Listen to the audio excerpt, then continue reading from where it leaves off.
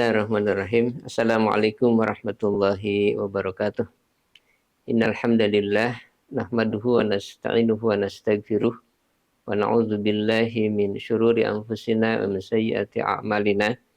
May yahdihillahu fala mudhillalah wa may yudhlilhu fala hadiyalah. Asyhadu an la ilaha illallah wahdahu la syarikalah wa asyhadu anna sayyidana Muhammadan abduhu wa rasuluhu la nabiyya ba'dah. Allahumma salli wa sallim wa barik ala sayyidina Muhammadin wa ala alihi wa sahbihi ajma'in. Allahumma rabbi syrah li sadri wa yassir li amri wa hlul 'uqdatam min lisani yafqahu qawli.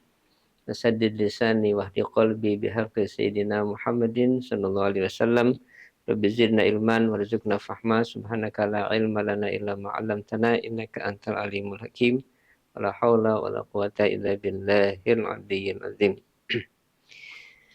Sahabat Sultan yang rahmati, alhamdulillah kita bersyukur pada Allah Subhanahu wa taala kesempatan sore hari ini dengan izin Allah kembali kita bisa bertemu di kesempatan menunggu waktu berbuka. Mudah-mudahan kita bermohon kepada Allah kita diberikan kekuatan untuk menjalankan ibadah di bulan yang mulia ini. Amin ya Allah, amin ya rabbal alamin.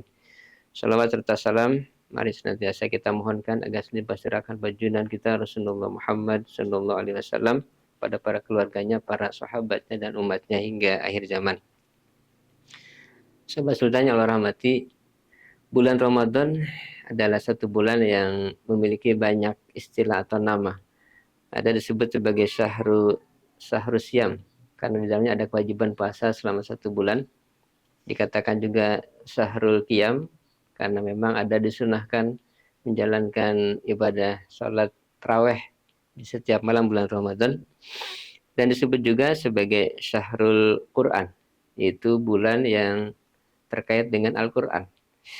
Ada dua pemaknaan dari ungkapan syahrul Quran. Yang pertama adalah bahwa di bulan Ramadan adalah satu bulan yang pertama kali Allah menurunkan Al-Quran.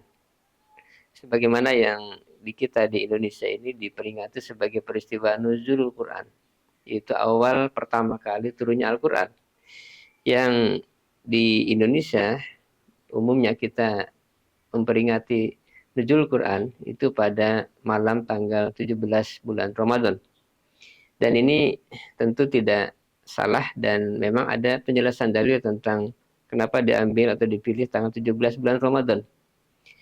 Dalam satu keterangan dijelaskan bahwa dipilihnya tanggal 17 bulan Ramadan ini adalah sebagaimana hari terjadinya peristiwa besar, yaitu Perang Badar Al-Kubra, yang memang terjadi pada tanggal 17 bulan Ramadan di tahun kedua dari Hijriah.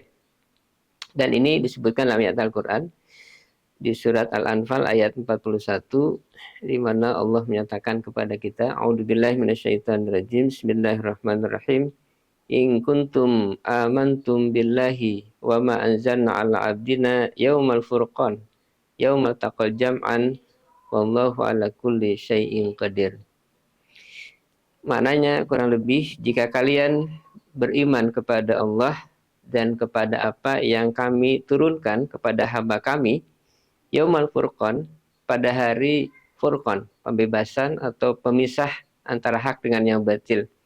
Yaitu apa? Yaumal taqal jam'an, hari bertemunya dua pasukan. Dalam pembahasan tafsir dikatakan inilah hari ketika terjadinya Perang Badar Al-Kubra, di mana dua pasukan besar bertemu, pasukan Rasulullah SAW dengan jumlah yang sedikit dan pasukan orang-orang Quraisy dengan jumlah yang jauh lebih besar, 3 kali lipat jumlah pasukan kaum muslimin.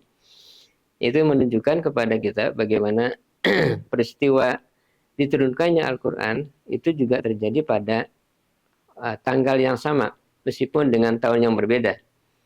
Karena tentu Al-Quran turun jauh lebih awal dibandingkan dengan peristiwa terjadinya Perang Badar. Tetapi para ulama mengatakan bersesuaian dengan tanggal terjadinya peristiwa Perang Badar Al-Kubra, itu tanggal 17 bulan Ramadan.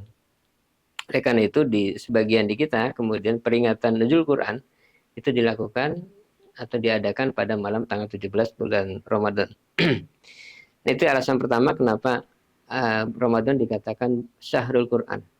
Kemudian yang kedua, dikatakan syahrul Quran karena memang di bulan inilah kemudian Al-Quran banyak dibaca oleh kaum muslimin. melebihi pada bulan-bulan yang lain. Ya, ada yang mungkin menghatamkan sekali, 2 kali atau 3 kali, bahkan mungkin lebih dari itu. Kalau kita merunut para ulama kita, ulama salaf, Imam Syafi'i rahimahullah ta'ala, diriwayatkan, beliau menghatamkan Quran selama 1 bulan Ramadan itu, di siang hari 1 kali khatam, di malam hari 1 kali khatam. Berarti sehari 2 kali. Kalau Ramadannya 30 hari, berarti beliau menghatamkan selama 1 bulan itu 60 kali khatam Quran. Luar biasa, ya, subhanallah. Kita barangkali yang tidak hafal Quran mungkin, maka paling tidak ya minimal kita bisa menghatamkan 1 kali lah khataman Quran di bulan yang mulia ini. Dan ini merupakan salah satu dari kewajiban kita terhadap Al-Quran. Di dalam penjelasan yang lain, Al-Fakih pernah memberikan penjelasan bahwa kewajiban kita kepada Al-Quran itu ada 5 hal, 5 perkara. Kalau boleh kita ringkas menjadi 5M. Pertama adalah mengimani Al-Quran. Kita beriman kepada Al-Quran, yakin, percaya. Yang kedua adalah membacanya, membaca Al-Quran. Tentu kadar membaca ini tergantung dari kebiasaan kita masing-masing. Ada mungkin yang sehari 1 juz atau sehari lebih dari itu. Tapi paling tidak kita merutinkan untuk membaca Al-Quran tidak lepas setiap harinya. Apalagi di suci Ramadan. Dan kemudian yang ketiga adalah memahami Al-Quran. Jadi setelah kita membaca dengan tahsin, dengan baik dan benar, maka yang berikutnya adalah kewajiban kita adalah memahami Al-Quran. Tentu di situ ada pembahasan tentang tafsir, tentang ulumul Quran, termasuk juga bahasa Al-Quran, yaitu bahasa Arab. Kemudian yang keempat adalah kewajiban kita setelah memahami, yaitu mengamalkan Al-Quran. Tentu mengamalkan sesuai dengan kadar yang bisa kita lakukan. Dan yang terakhir, yang kelima adalah menegakkan Al-Quran. Artinya menjalankan seluruh hukum Al-Quran di dalam kehidupan kita kaum muslimin. Dan tentu untuk menegakkan ini kita butuh kepada sesuatu perangkat yang lain, yaitu berupa institusi negara atau khilafah atau sistem kehilafahan. Karena hanya dengan itulah kemudian Al-Quran bisa dijalankan secara sempurna dalam kehidupan kaum muslimin. Oleh karena itu mudah-mudahan kita berharap kepada Allah di bulan yang mulia ini kita diberikan oleh Allah taufik untuk bisa tetap dekat dengan Al-Quran, membacanya, kemudian memahaminya, mengamalkannya, dan sekaligus juga bisa menegakkan Al-Quran. Dan ini merupakan kewajiban kita terhadap Al-Quran, sehingga Al-Quran bisa menjadi sesuatu pedoman dalam kehidupan kita dan menjadi way of life dalam kehidupan kaum muslimin. Mudah-mudahan kita bermohon kepada Allah agar kita diberikan kekuatan untuk bisa menjalankan seluruh kewajiban kita, termasuk juga kewajiban kepada Al-Quran yang mulia. Amin ya Allah, amin ya rabbal alamin. Demikian, mudah-mudahan bermanfaat. Assalamualaikum warahmatullahi wabarakatuh.